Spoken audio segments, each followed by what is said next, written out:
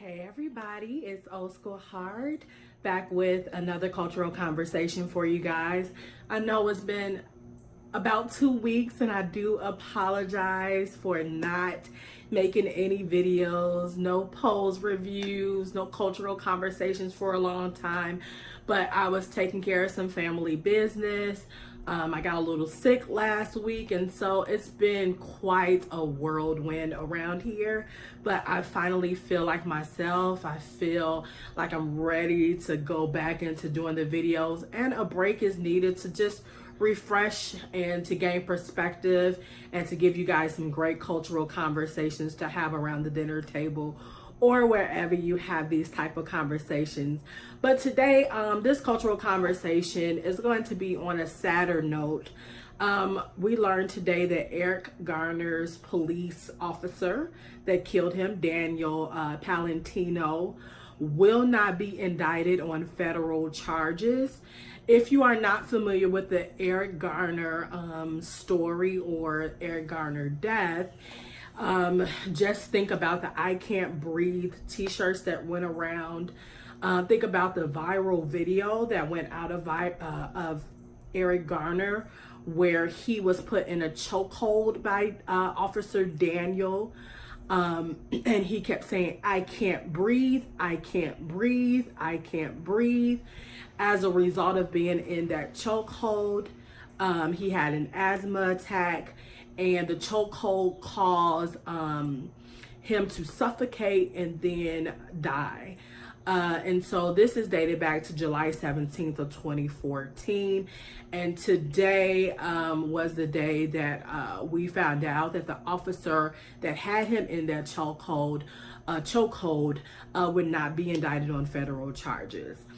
And today, I just wanted to talk about what exactly we are going to do about these certain cases that have come up. Every case that has been tried involving a police officer, with the exception of Van Dyke here in the Chicagoland area, most of the officers have not been charged. If you look at what happened to Philando Castile, if you look at what happened in the Baltimore case with Freddie Gray, none of those officers were ever indicted.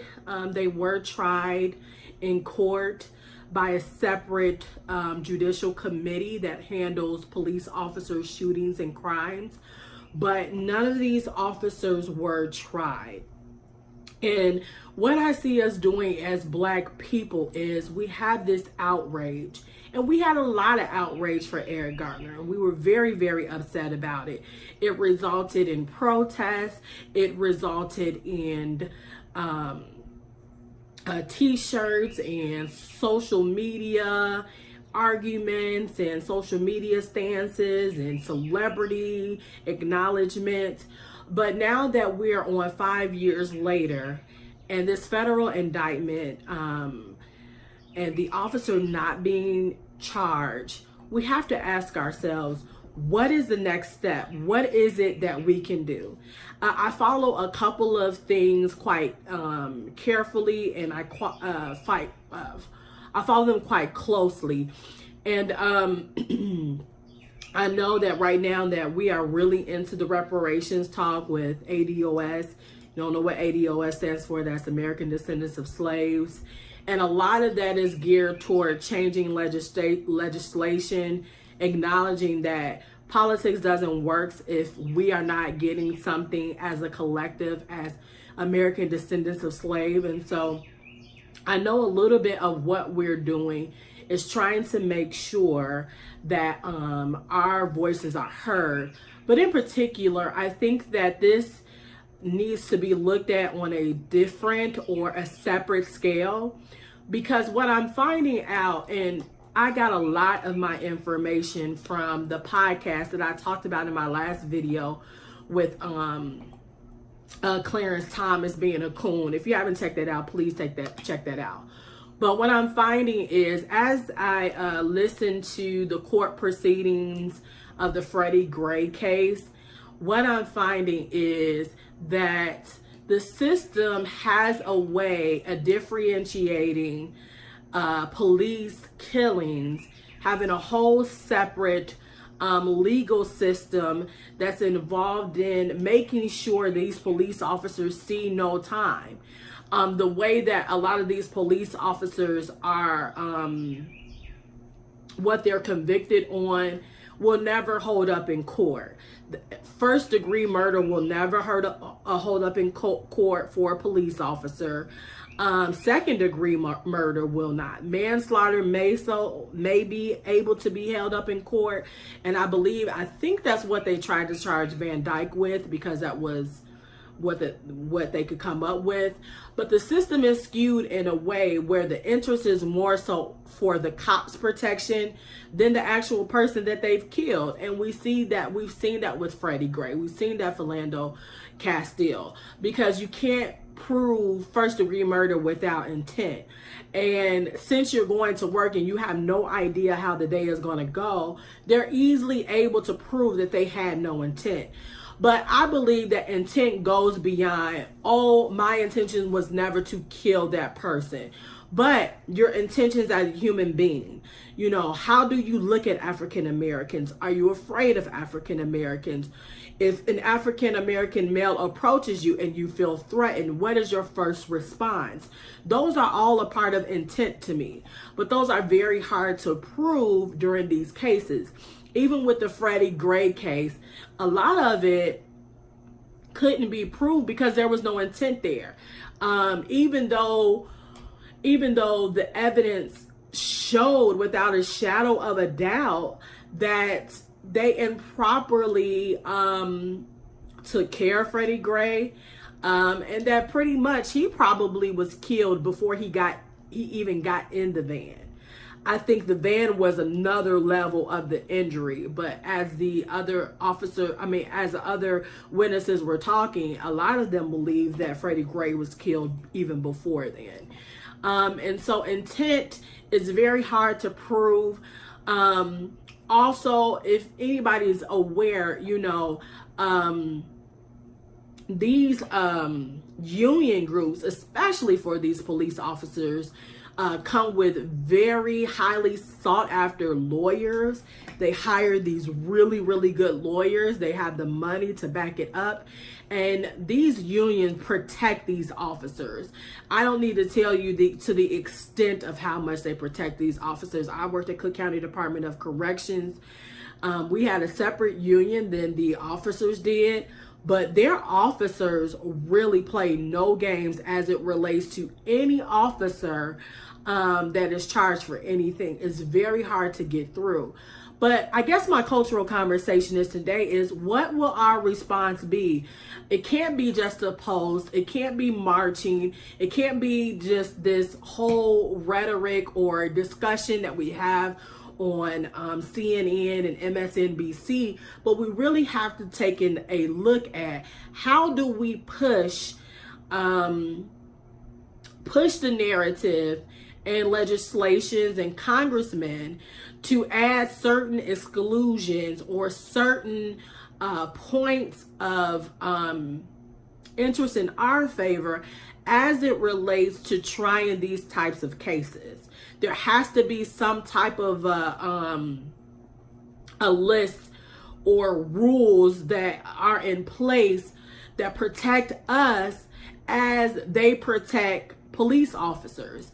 Hopefully that makes sense to you guys. I know that sounds really, really weird. So I do apologize if that's not understood. But we need something in place that says, okay, this person says that they did not fully intend to, I did not intend to hold Eric Garner and kill him. That was not my intent that day. But he's a big black guy. Are you afraid of big black guys? Have you said anything in your past that would lean towards you being afraid of big black guys? And because you are afraid of big black guys, are you more prone to killing them or to hurting them before you think that they hurt you? You know, we need to have these in, because I believe that expanding the intent definition as it relates to these killings would really help out in court. Also, changing who we elect. And that has a big part with ADOS, and, you know, being involved with that and checking every person that we elect as an official, making sure that they stand up and they're on their P's and Q's. We also need to be in the courtroom when these proceedings take place.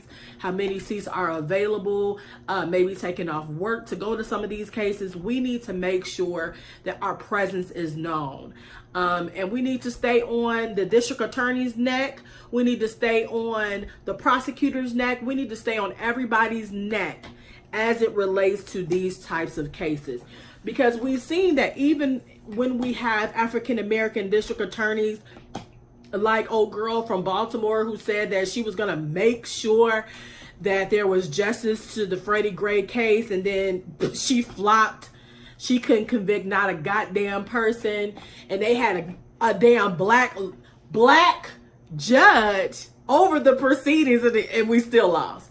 And so there's a lot of work to be done, but I don't want this to result in it just being a moment where we're upset. It becomes a post, some celebrities say a little bit of something, and that's it. Because my issue is, you know, look at what was lost because of Eric Garner. You know, his daughter died about 2 years ago, and we already know it was from heartache. It was from frustration. It was from taking on the weight and the pressure of trying to get justice for her dad and not coming to any resolve. And I think I would be the same way if my dad died. I love my father. I love him to death. And God forbid that anything happened to him. But if I was trying to get justice for him day in and day out, and I was getting closed doors, I probably would pass away of a broken heart too. So, I mean, we really have to go beyond, you know, outrage, fake outrage. We really have to take a look at what we can do in order to prevent certain things like this from happening. So our cultural conversation today is, were you surprised by the officer not being federally indicted for the killing of Eric Garner? How did you feel about that? And also, what are some steps, or what do you think are some steps that we can take as Black people living here in America, ADOS people living here in America? What are some steps that we can take to prevent these federal indictments from not going through? What do you have? So I missed you guys. Thank you so much for tuning in. Sunday, I should have another video for you guys. I should be back on it. I got a lot of things coming up, but I'm going to try to stay focused on this channel as well. So thank you so much for tuning in. Make sure to hit the like and the subscribe button if you are not a subscriber to the channel. And please share this video. So thanks for watching. This is Old School Heart. And remember, there's always an opportunity to turn a topic into a conversation. Have a good night.